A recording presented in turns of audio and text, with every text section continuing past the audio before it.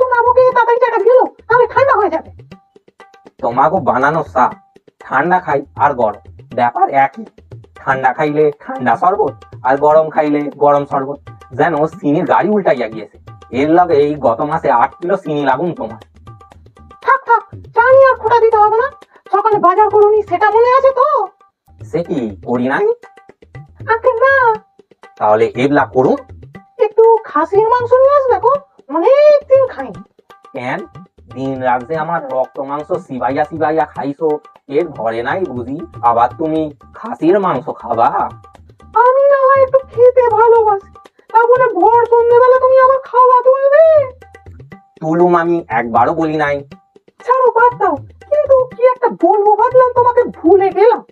ওসব খাসি টাসি না খাইয়া তোমাকে জন্য একটু ব্রাহ্মী শাক নিয়ে আসো, ওইটা খাইবা, দেখবা বুদ্ধি পুরো হড়হড়াইয়া চলতাছে।